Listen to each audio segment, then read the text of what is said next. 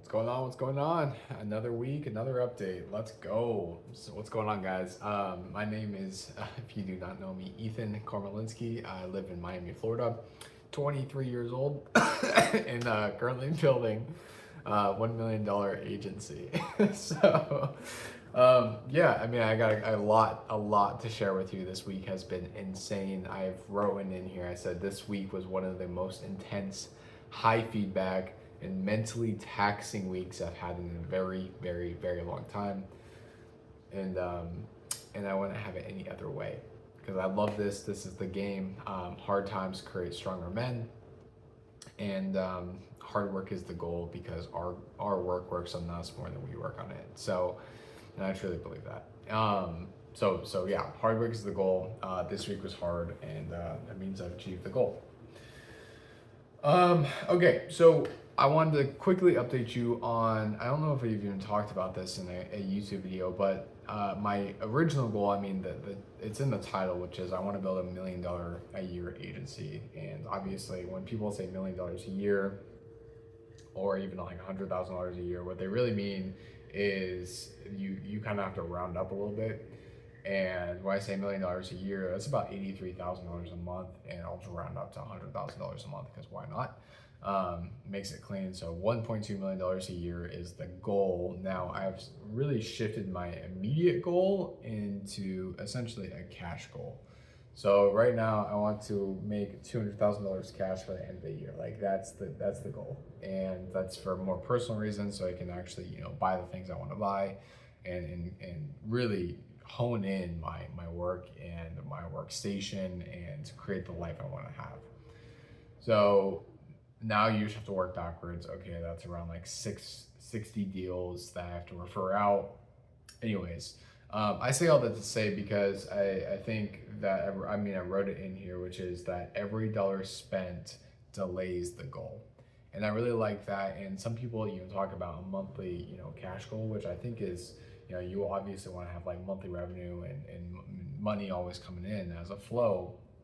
And that's still the goal, don't get me wrong.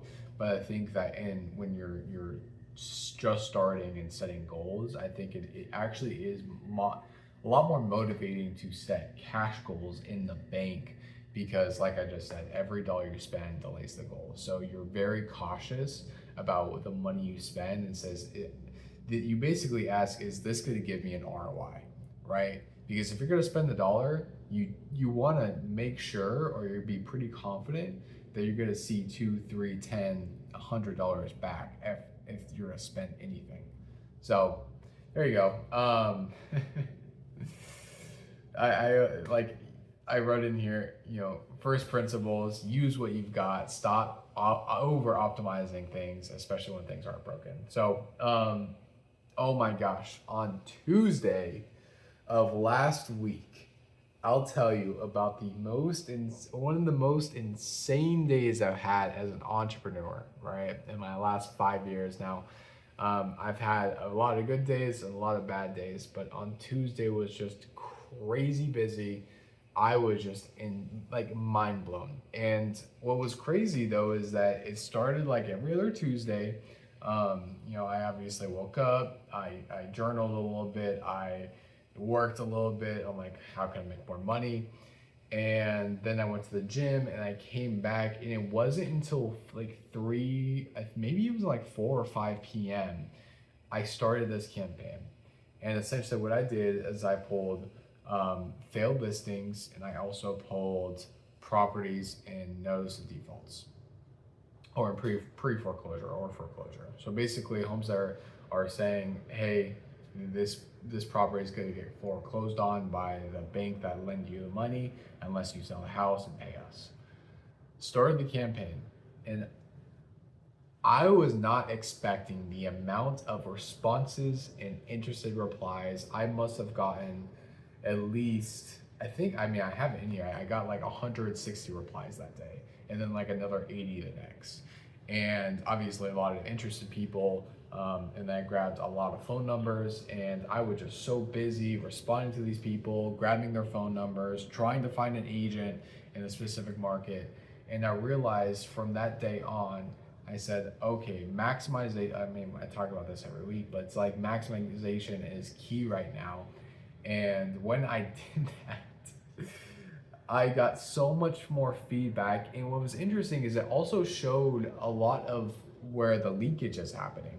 Because when I got these leads where I essentially Marcus, I didn't have agents to actually refer the deal out to. I'm like, okay, got it. Well, now I know I should probably have an agent on board, so I can actually refer this deal out and have a more systematized process. And if I didn't send out those crazy amount of emails or number of emails, then I would have known that. So that was really cool. That was really eye-opening to see. It was a massive lesson. And just so you guys know, one of the leads I generated that night was, I mean, a lot of these people, some properties are worth 200,000, some might be worth 600, some, a million. The top end I really see, like, and this is like, the top like 5% of leads, 2% of leads, is like $2 to $3 million homes. Like, those are usually like the most expensive homes I see. That night, I got a guy responding to my email. He said, call me. This is all he said. He said, call me. And he left his phone number. I go to look at the property. It's up in Fort Lauderdale. A $42 million property. I swear to you, I am not kidding. The property on Zillow says it's worth an estimate of 42 million. And that actually came from a lien list. I'm not sure how much he has in liens. I guess I can probably pull the title, but at least $10,000 in liens. The guy responded saying, call me. And he was a real guy. The real owner, probably worth north of 100, 200, 300 mil, I'm assuming. So what it ended up doing is this was like 8 p.m. I got the email, him responding saying call me. Like the very next morning, I essentially reached out to a luxury agent in Fort Lauderdale. I said, hey, I got this guy, indicating he wants to sell. His home's worth $42 million. Can I connect you with them? And if it obviously sells, I get paid, 25%. And they agreed to it. So I connected them. Long story short, the guy apparently, took the house off the market. He's going to try to do a for sale by owner because he knows a lot of celebrities or big people, I guess, probably billionaires that he's going to show the property to. And they said that, I appreciate you, sending this referral. We'll see what we can do, but he's probably not going to be selling until the end of the year. Now, I didn't get that agent or agency to sign any agreement, but I got them to text me, hey, we will pay 25% for all referrals. So I have it in writing. And if that deal ever did close and I did collect a 25% referral fee, their fee would probably be north of $1 million commission, and 25% of that's over $250,000. Insane. And I can do the math right now. I don't know if like luxury agents like that take 3%. I would assume it's probably a lot lower, maybe like 2%, but just assuming it's 3, just as basic real estate agent commissions. Yeah, 1.2 mil times 0.25. Yeah, my commission would be around $300,000 if that deal closes. So it's safe to say that was insane. I was not expecting that at all. It really opened my mind to where, my copy is, hey name, so hey John, I have a buyer or I have someone looking at, and I put their 123 Main Street. Are you open to selling?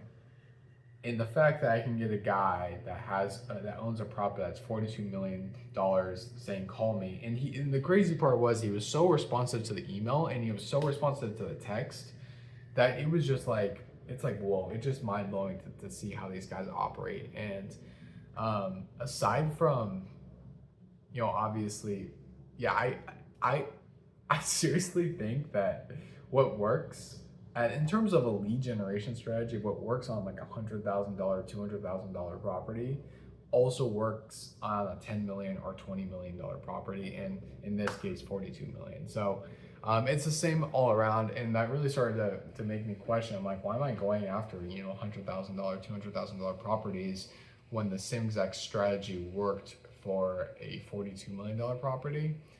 I don't know. I'm just gonna keep doing what works, but that was an insane thing. Okay, what's next? So I wrote down in here, it said, I'm paying the price now so I don't have to later. And I think that a big thought over the last week is it's pick your hard. And I've heard this thrown around a lot, and essentially it's because people talk about, being poor is hard, or being lazy is painful, right? When you're lazy, you feel not in control, you feel depressed, you feel anxious, all of these things. All laziness has a price, right? You think laziness is nice until you actually live out laziness. And an example of that is like if anyone essentially had to go through lockdown during COVID, and you did nothing but play video games, watch TV, and eat junk food for the last month or 2 weeks or however long it was. During that time, that was the most sad or depressed I've ever felt almost in my life. It was so depressing. I would wake up, I would eat junk food, I would play video games. I literally had no purpose. That was hard. But so is growth. And only one pays dividends. Only one gets you closer to your goal. Only one actually changes people's lives. Because the thing is that laziness or choosing not to work hard is also painful. And I would argue it's almost more painful than actually doing the work itself, because doing the work actually rewards you. And it rewards you to give, at least as a man, it gives you a purpose. I mean, I think it's true for men and women, but I think it's obviously a lot of people, including myself at times, choose the easier or lazy route because short-term benefits, right? It's easier to think short-term. But I'm telling you, and it's a reminder to myself that after I went through Tuesday, I'm like, man, this is super stressful. I have so many leads coming in. What if people think that, what I'm doing is inauthentic or not right, or I'm sending bad leads, or I made someone mad via email? All these things are stressful, but it's just the price I have to pay to get what I want. And more importantly, to build my dream life.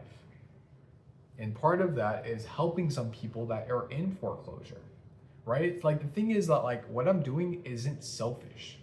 It might have some selfish intent for sure, but I'm also not ashamed to admit that. But also on the opposite end is I can help people while also helping myself. And I think that in laziness, there is helping you, but no helping anyone else. Laziness is painful, but so is growth. Pick your heart. So that was one philosophical idea I've had. I wrote here: stop asking, quote unquote, is this perfect? Start asking, does this have an ROI? And this was a realization last night when I realized that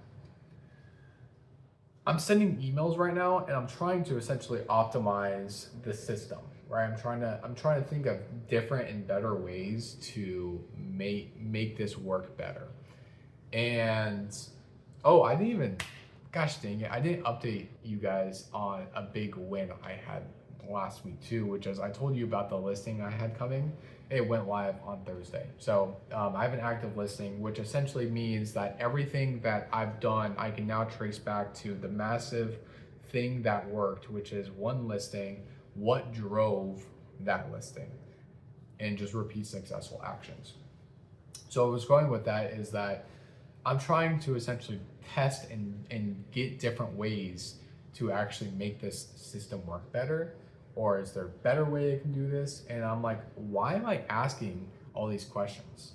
Why am I trying to figure out why am I trying to figure out a way to make the system perfect? And then but then there's also the question, does this have an ROI? And I think that's a more easy question, because the thing is that like what I'm doing right now is almost insane of how big of an ROI I'm generating. For example,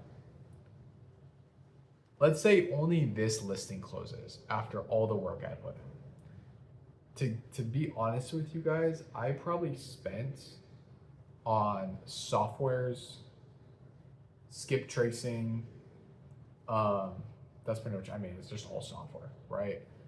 Probably, at the high end of $1,500 over the last 2 weeks. And this still closes, that's an easy $8,500. And if I'm being completely honest with myself and you guys, I think I can probably do realistically, if I had obviously the right systems in place, 10 or 50 times more volume with my current system right now. Which means it's not just $8,500 commission. It's either 85 or what is that? Like $600,000 in commissions potentially that this system can bring for $1,500. There is baked in cost for every lead I skip or every lead I verify. I pay some more. So we're talking about more verified leads, but like essentially what I'm saying is I have a system right now that costs $2,500 to run, but I can make $600,000. If that's true, why would I not just try to do that as many times as I possibly can, instead of asking like, is this the right way to do it? Or is this perfect? I think there's a better way to do it. It's like, bro, you have a money printing machine in front of you. Just hit the button as many times as you possibly can. So, another philosophical idea is I've realized going through, I think that Tuesday was because I did so much volume that day and I was so stressed out. There was so many lessons that came from it. One of them being ultra successful people aren't delusional, they're grounded in physics and possibility. And where that realization really happened is after that $42 million lead came in. If you were to ask me, why don't you target, any properties above, $5 million, $10 million? I'm like, these people already have realtors. They don't need my email. And then after I got that $42 million lead referral, then I started asking myself the question, why am I saying that? I have no reality to base that on, except for my limiting belief. And I think that if you look at like people like Elon Musk, for example, this guy is the only thing that limits this guy is physics. If it's physically possible and he thinks it's likely to happen, he does it. And that's the crazy part, is that like people think that ultra successful people or even successful people in general are delusional. Like you have to be delusional, you have to believe in yourself. And I've realized that that's not usually the case, and it's not the case for me either. That I'm actually less delusional the more successful I become, because I realize what's actually realistic. And I base myself, why can't I email a $42 million listing? Why? There's nothing physically stopping me. The only thing that's stopping me is society's ultra low expectations of they don't think that's possible because they're not worthy of it. Or they don't think it's possible because of XYZ reason. But like the thing is that it's all in our minds. And like, you can hear how passionate I talk about this because I deal with this on a day-to-day basis, and I still deal with it. And I'm just trying to shake this belief. That's just not true. There's nothing that's stopping you from doing things except physics. that's it. I have more thoughts on that, but I'll leave it at that for this week. Let's see. I think that was it. I think that was it. So, yeah, massive lesson this week is that I've truly continued to realize that I'm sitting on a gold mine. Now I actually need to dig deeper, faster, and smarter. So yeah, guys, I appreciate you watching. I appreciate you staying in the loop, and I will continue to send more emails, get more referrals, and hopefully change the world someday.